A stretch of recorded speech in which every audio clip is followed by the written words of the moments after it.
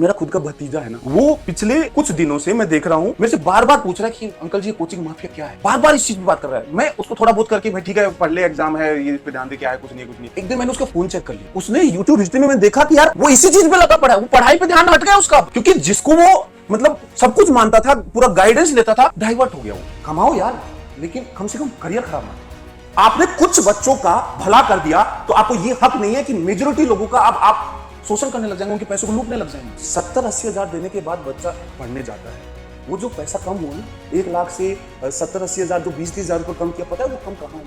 लेकिन उस सपने के बहाने आपसे 1 लाख रुपए नहीं लिए, आपसे 70,000 रुपए लिए, लेकिन वो 70,000 का नुकसान नहीं है यार। यदि सही टीचर नहीं मिला तो उसके पूरे करियर का नुकसान है।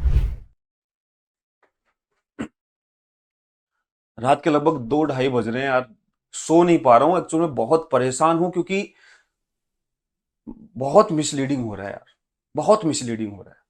मैं किसी कंट्रोवर्सी पे कभी कुछ बोलता नहीं हूं, कुछ वीडियो नहीं बनाता हूं, लेकिन आज मजबूरी में परेशान होकर के ये काम कर रहा हूं, क्योंकि यार जिन बच्चों को मिसलीड किया जा रहा है वो 10वीं 12वीं के हैं यार। क्या अभी उन्होंने जिंदगी देखी क्या है अभी? और आप ऐसे समय पे जब उनके एग्जाम सर पे हैं उनको डाइवर्ट कर रहे हो, और सभी लोग लगे पड़े हैं लाइन से। नहीं भाई, ऐसा नहीं करना है। सबसे पहले तो देख, यदि आप 10वीं 12वीं के बच्चे हैं, आपके एग्जाम सर पे, आप उन पे फोकस करो, इन सब चीजों में छोड़ो।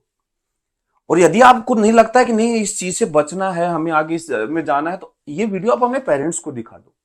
आप इस चीज छोड़ो, एग्जाम पे फोकस करो, उसके बाद आप इस पे बात करेंगे। और देखो, मैं पूरी कहानी आपको स्टार्टिंग से बताता हूं।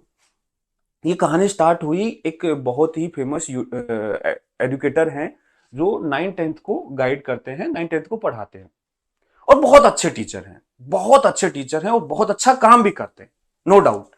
मेरा खुद का जो भतीजा है वो 10वीं क्लास में है, बिल्कुल फॉलो करता है उनको, और उसका इफेक्ट मेरे को दिखता है उसकी स्टडी पर। वो बहुत अच्छा, बड़े भाई की तरह मानता है।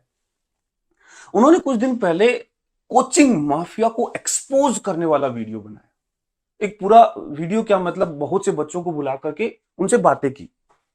ठीक है, आप बच्चों से बात कर रहे हो और बच्चों को गाइड भी करना चाहिए, लेकिन आपने एक गलती कर दी।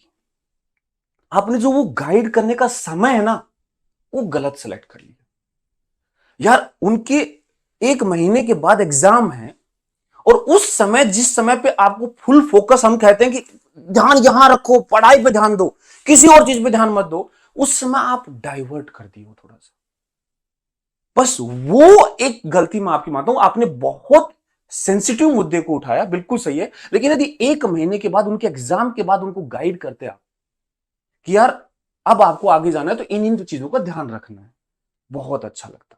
लेकिन चलो, अब कोचिंग माफिया की बात हो रही है, तो जो आप कोचिंग माफिया समझ रहे हो वो नहीं भाई। कोचिंग माफिया किसी टीचर स्पेसिफिक को परेशान करना नहीं है।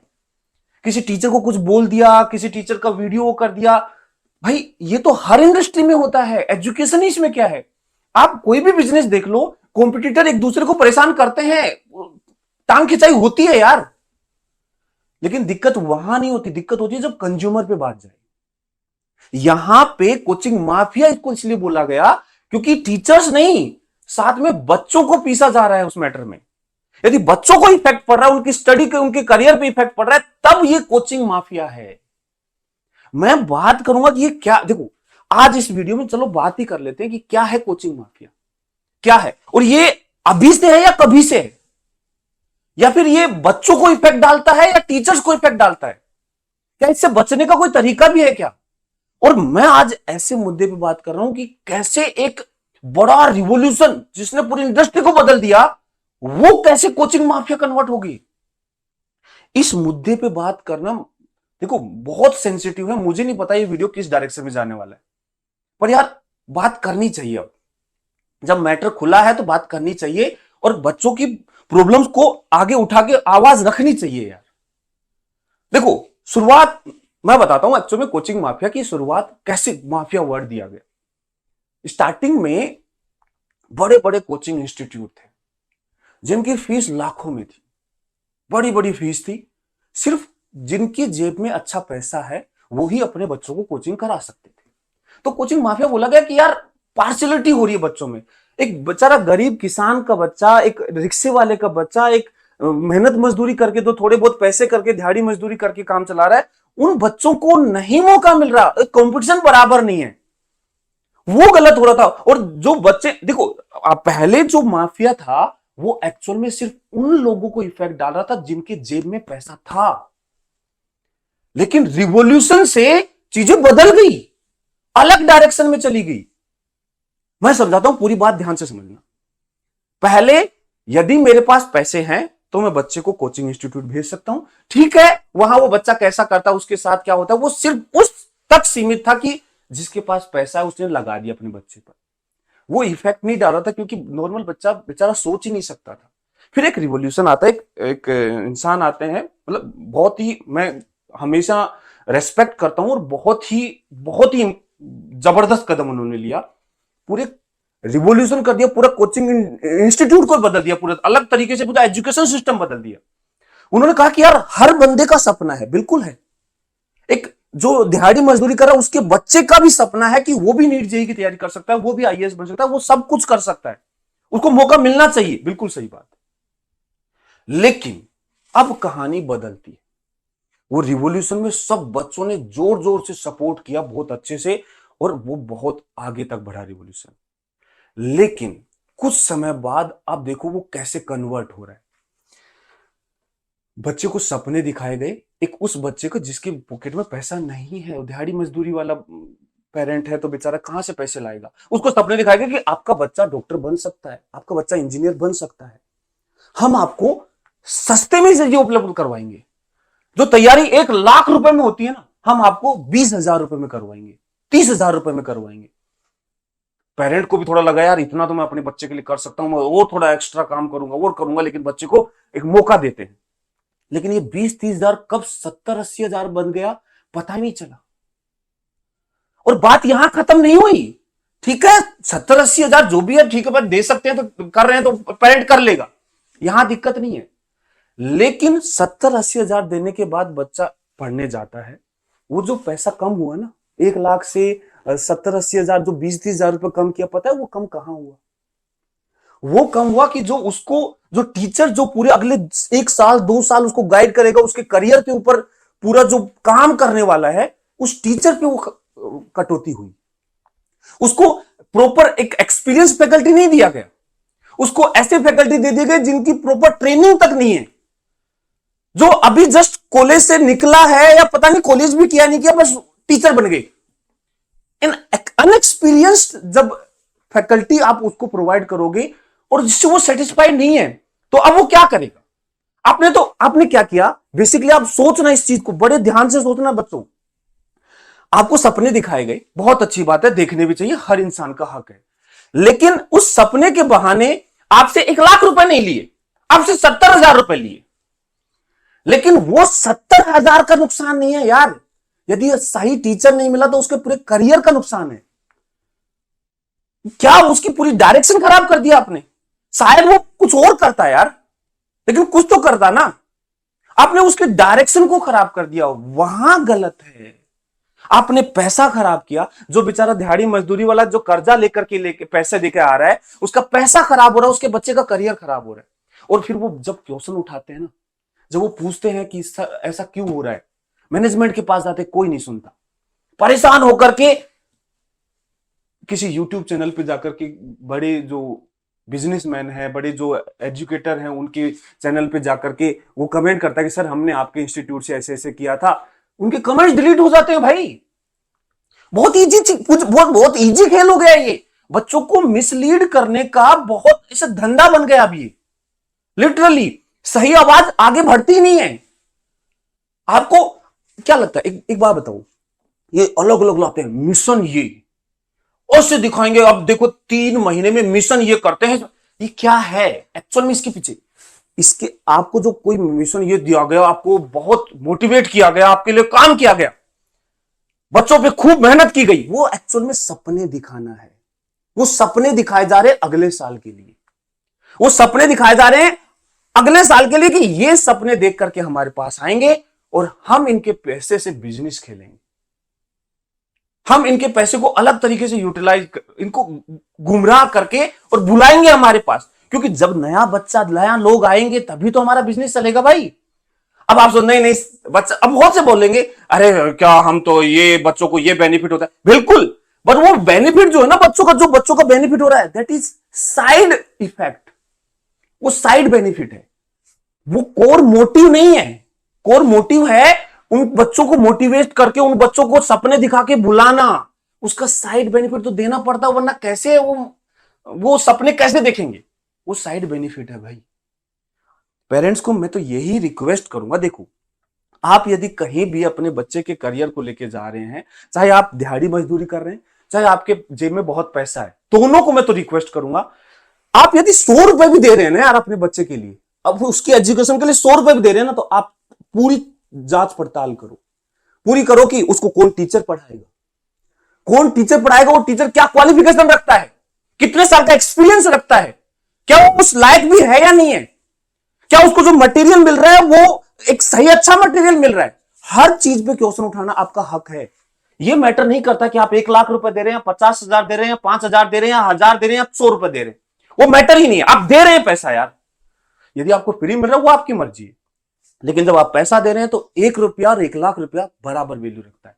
किसी के लिए 1 रुपया भी बहुत भारी अमाउंट होता होगा। सोचो इस चीज को। और यदि आपको लगता है ना कि यार हम तो फंस गए, तो आवाज उठाओ, अपनी बात रखो, रुको मत। लेकिन लगता है कि यार नहीं सुनी जा रही, हमारी तो आवाज ही आगे तक नहीं जा रही, हम किसके पास जाएं, कहां जाएं, कुछ क्या रहे, मेरे को बताओ भाई। मैं कुछ नहीं बोल रहा था, लेकिन अब जरूरत है। आप इस वीडियो पे कमेंट करो, आप बताओ कि मेरे साथ ऐसा हुआ, ये हुआ है।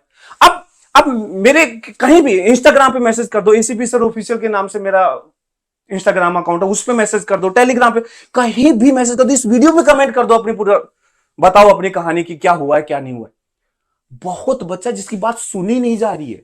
ये है कोचिंग माफिया। एक रिवॉल्यूशन, जो एक क्रांति आई थी कि हम एक एजुकेशन इंडस्ट्री को ऐसे लेके जाएंगे, वो कब टर्न ले गई पता ही नहीं चला।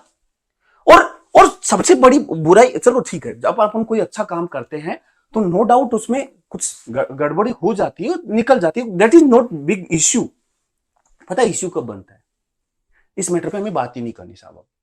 अब रिवॉल्यूशन हो गया, अब बिजनेस करेंगे, अब हमें इस मैटर पे बात नहीं करनी, हमारी कोई जवाब देनी नहीं, हम तो बस बिजनेस करेंगे, हम सुनेंगे नहीं, हम कुछ बोलेंगे नहीं, हम शांत हो जाएंगे।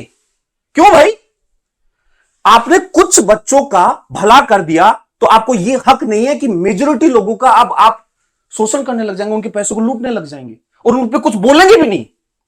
गलती मानो नहीं मानो, कम से कम एक्शन तो लो, बोलो तो सही यार कि ठीक है, जहां वो हो रहा है उसके पर काम तो करो, आवाज तो उठा। देखो जवाब तो देना पड़ेगा। आज एक बंदा पूछ रहा है, 10 बंदे पूछेंगे, 100 बंदे पूछेंगे, लाख बंदे पूछेंगे, तब जवाब दो। मैं चाहता हूं कि ये रिवॉल्यूशन रुकना नहीं चाहिए, लेकिन इसमें जो कमियां है, जो आपने जो बिजनेस बना दिया, इसको कमाई का धंधा बना दिया है, कमाओ यार, लेकिन कम से कम करियर खराब मत करो। मैं मानता हूं कि आप कोई भी काम करते हैं, मैं भी आज पढ़ाता हूं तो मैं इसलिए पढ़ा रहा हूं कि मैं अपने बच्चों का पेट भर सकूं। हो सकता है इस वीडियो के बाद मुझे बहुत इफेक्ट पड़े, लेकिन इतना काबिल हूं कि मैं कुछ ना कर, कुछ तो कर लूंगा। इतना अपने एजुकेटेड हूं कि मैं एक नहीं 1000 ऑप्शन रख लूंगा, और वो भी खत्म हो जाएंगे तो यार किसान का बेटा हूं, खेती बाड़ी करके काम कर लूंगा, लेकिन आवाज तो उठाऊंगा। आपको आज नहीं, जवाब तो देना पड़ेगा। उन बच्चों पे बात तो करनी पड़ेगी जिनके पूरे करियर को खराब हो रहा है। उनके मतलब क्या बोलूं मैं यार, जो बेचारा मेहनत मजदूरी करके कुछ पैसे दे रहा है, आप फाइनली क्या उसको सुन भी नहीं रहे, उसकी बात भी नहीं सुन रहे। इतना तो आंखें बंद नहीं करनी चाहिए ना यार। बिजनेस ठीक है, दिखना है, प्रॉफिट थोड़ा कम ले लो यार। आपने पैसा कम किया, प्रॉफिट कम कर लो ना। टीचर पे क्यों वो कर रहे हो?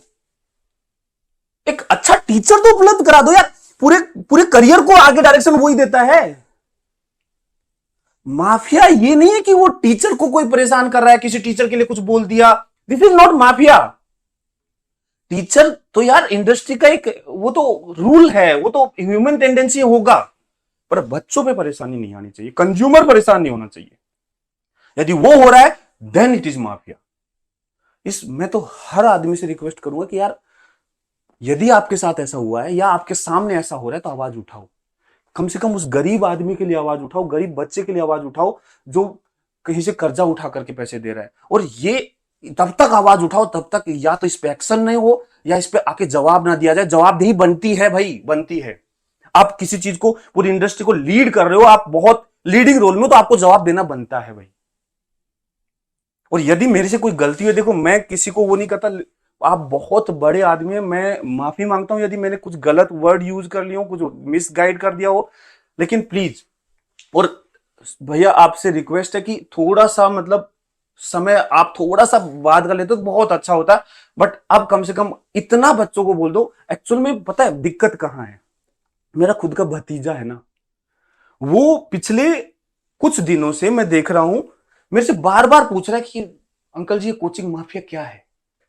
बार बार इस चीज पे बात कर रहा है। मैं उसको थोड़ा बहुत करके भाई ठीक है पढ़ ले, एग्जाम है, ये इस पे ध्यान दे, क्या है, कुछ नहीं है, कुछ नहीं है। एक दिन मैंने उसका फोन चेक कर लिया, उसने यूट्यूब हिस्ट्री में मैंने देखा कि यार वो इसी चीज पे लगा पड़ा है, वो पढ़ाई पे ध्यान हट गया उसका अब। क्योंकि जिसको वो मतलब सब कुछ मानता था, पूरा गाइडेंस लेता था, डाइवर्ट हो गया वो। और ऐसा सिर्फ वो नहीं, बहुत बच्चे डाइवर्ट हो रहे हैं। इसके पास चलो मैं हूं, उसको गाइड कर दूंगा, लेकिन शायद हर बच्चे के पास उसका कोई बड़ा भाई या अंकल कोई ऐसा नहीं है जो शायद उसको सही गाइडेंस दे दे, या हर बच्चे की इश्यू को कोई समझ ले, वो भी जरूरी नहीं है। इसलिए मैं ये बात कर रहा हूं कि ये थोड़ा सा समय गलत हो गया। बाकी आपने जो मुद्दा उठाया वो लिटरली बात करने लायक है, आगे बढ़ाने लायक है। और मैं तो कहता हूं कि जब तक आवाज उठाएंगे, जब तक इस पे जवाब नहीं दिया जाता है। बाकी यदि किसी को बुरा लगा हो तो सॉरी भाई।